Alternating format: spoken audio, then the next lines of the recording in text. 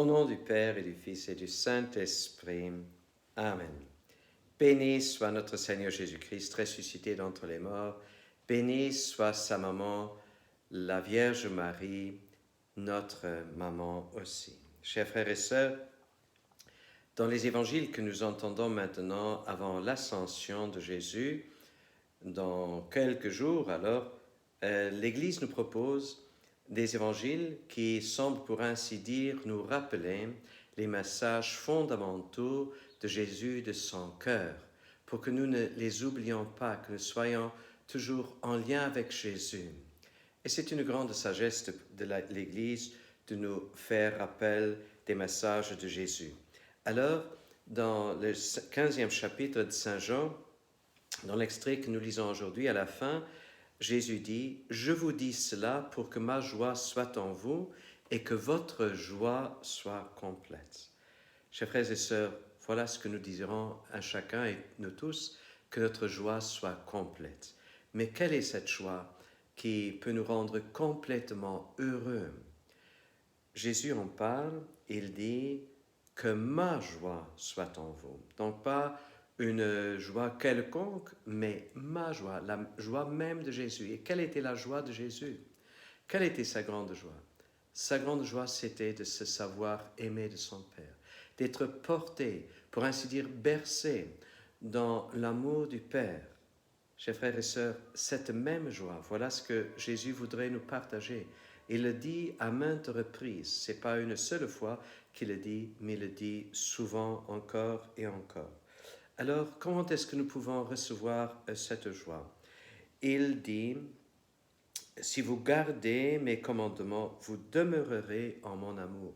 Vous demeurerez dans cet amour avec lequel moi j'ai été aimé par le Père. Et ma grande joie, c'était de faire la volonté du Père. Et il dit, et je demeure en son amour. Alors Jésus voudrait que nous demeurions dans son amour. Si nous lisons attentivement l'évangile de Saint Jean, nous remarquons que Jean, avec de simples paroles, il répète, mais il approfondit aussi l'évangile. Et une de ces paroles qui revient et revient encore et encore, c'est la parole « demeurer ». Voilà quelque chose qui tient vraiment à cœur de Jésus, qui doit nous tenir à cœur aussi, de demeurer. Notre temps, il est très très vite. Et souvent notre temps, il est aussi superficiel. Et nous risquons de vivre dans une superficialité qui n'est pas vraiment digne de nous et qui ne peut pas nous rassasier. Alors, que faire? Arrêtons-nous, prenons du temps pour la parole de Dieu, prenons du temps pour réfléchir et pour nous rappeler tous les biens que Dieu nous a déjà donnés, et en nous rappelant cela, nous sommes davantage enracinés dans l'amour de Dieu et nous nous rendons compte de quel amour il nous aime, parce que nous avons tendance à oublier. Et déjà au peuple d'Israël, Dieu dit « N'oublie pas ce que Dieu a fait pour toi. » Et il ne cesse pas de se rappeler les grandes œuvres du Seigneur. Chers frères et sœurs, comme le Père m'a aimé, moi aussi je vous ai aimé. Alors Jésus, il dit entre autres ceci, il n'y a pas de plus grand amour que de donner sa vie pour ses frères. Alors le don de sa vie, le don de son cœur. Et permettez-moi de faire maintenant un lien avec une autre parole de Jésus, quand on lui pose la question, « Maître, quel est le plus grand commandement ?» Voilà un pharisien qui pose la question à Jésus. Quelle audace d'ailleurs. Alors Jésus, il répond comme un écolier. Il répond tout simplement, il dit, « Tu aimeras le Seigneur ton Dieu de tout ton cœur, avec toute ton âme, avec toutes tes pensées et avec toute ta force. » Alors, ça c'est vrai. Ça c'est le grand défi pour nous. Mais permettez-moi de vous dire ce même commandement d'une autre perspective. Et je crois que ce n'est pas de la simple théorie que je vous raconte maintenant. Je crois que c'est vraiment la réalité. Alors Dieu, de son point de vue, de son côté, il nous aime de tout son cœur.